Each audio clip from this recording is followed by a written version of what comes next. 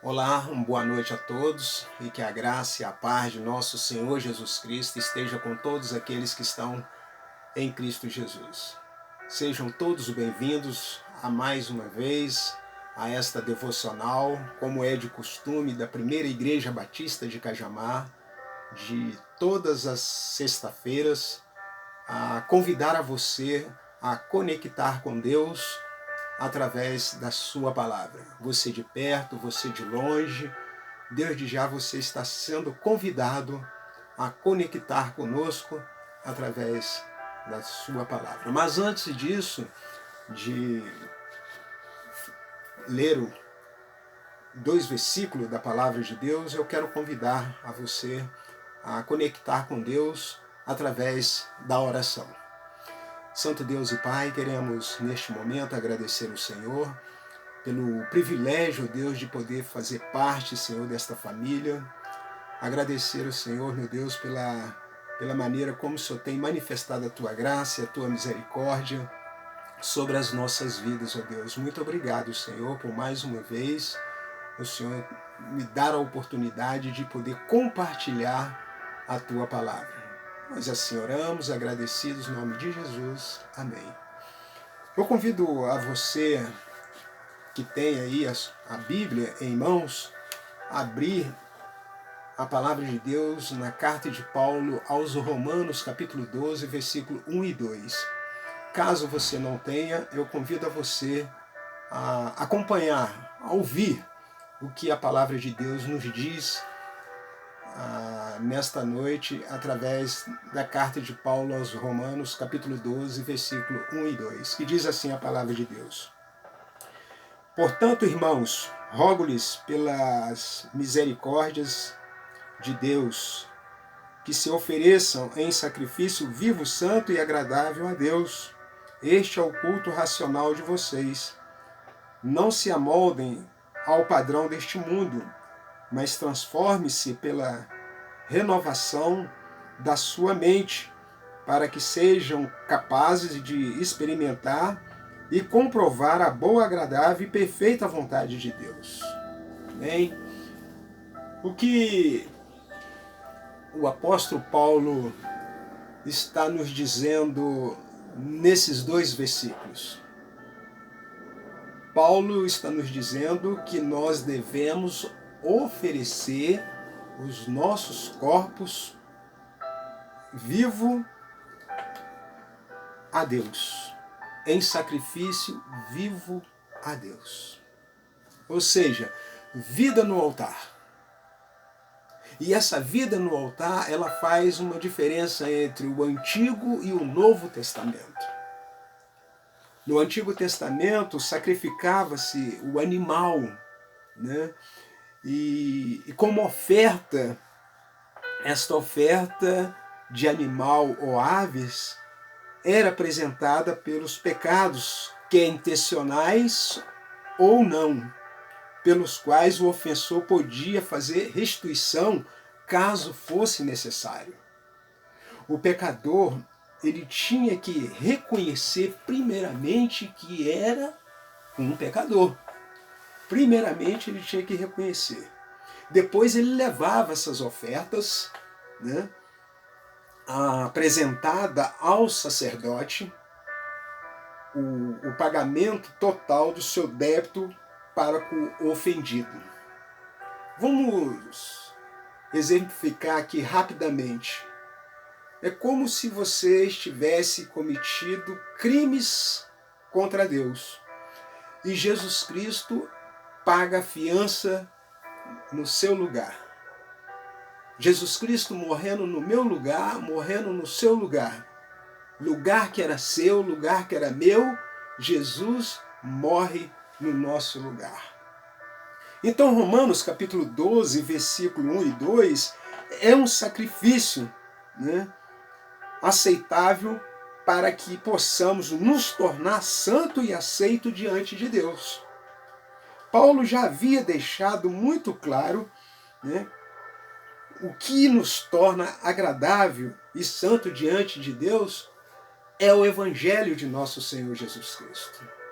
É o Evangelho que faz essa diferença. Cristo, ele é a nossa oferta pelo pecado. Ele não só aceitou o castigo pelo pecado, como também deu a sua justiça. Ou seja, Cristo deixou toda a sua glória. Ele deixou as riquezas dos céus pela pobreza da terra. Por amor a nós, ele trocou a coroa de honra por uma coroa de espinho.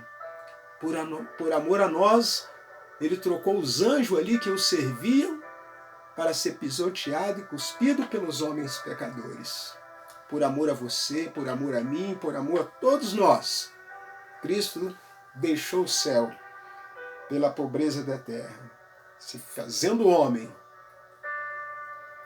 e habitou entre nós. Estas verdades fundamentais são capazes de nos tornar, ou melhor, conservar distante de uma identificação com o mundo do qual nós vivemos, o Evangelho de nosso Senhor Jesus Cristo.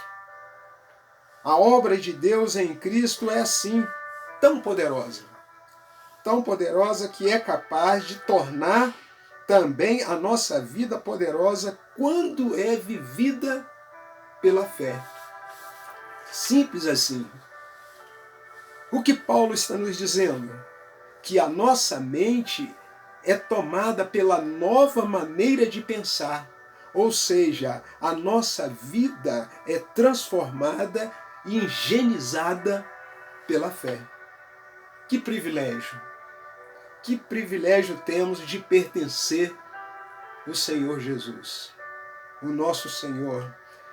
À medida que lhe ofereçamos, os nossos corpos, ele ensina, transforma o nosso pensamento, de modo que possamos entender e fazer a sua vontade. Ou melhor, compreender a sua vontade. Lembre-se, da mesma maneira como não podemos nos salvar, também não conseguimos fazer a obra do Senhor com o nosso próprio poder. Lembramos de João, capítulo 15, versículo 4, que diz: sem mim nada podeis fazer. Nós não podemos fazer nada sem a graça de Deus, sem o poder de Deus. Nós, meus amados irmãos, nós não chegaremos a lugar nenhum sem a graça de Deus. Só pela graça. Só pela graça de Deus. E damos graças a Deus de hoje eu estar aqui, você está aí, né? É pela graça de Deus. Meus irmãos, nós sabemos que Deus supriu e Deus nos deu a força e a sabedoria e graça para cada coisa que Ele quer que façamos mediante a vontade dEle. Filipenses capítulo 4, versículo 13 diz: tudo posso naquele que me fortalece. A obra de Deus é feita pelo poder de Deus. A obra de Deus ela é feita com aqueles que realmente dependem do poder de Deus. Tudo posso naquele que me fortalece. Por isso que Paulo era bem sucedido em suas caminhadas, nas suas lutas, nas suas obras, porque ele dependia do Senhor. E o Senhor quer que nós, como servos dele, dependamos somente dele para fazer a obra dele. É assim que sucede. Nós não agimos sozinhos, mas como parte do corpo de Cristo, a força vem de Cristo, que vive em nós pelo poder do Espírito Santo de Deus. É assim. O que nós podemos aprender aqui? Aprendemos que vivemos no mundo, sem sair do mundo. Somos sal e luz do mundo, de maneira que Jesus seja visto em nós e ele seja glorificado através das nossas vidas. Vida de testemunho. Aonde quer que estejamos, tem alguém lendo as nossas vidas.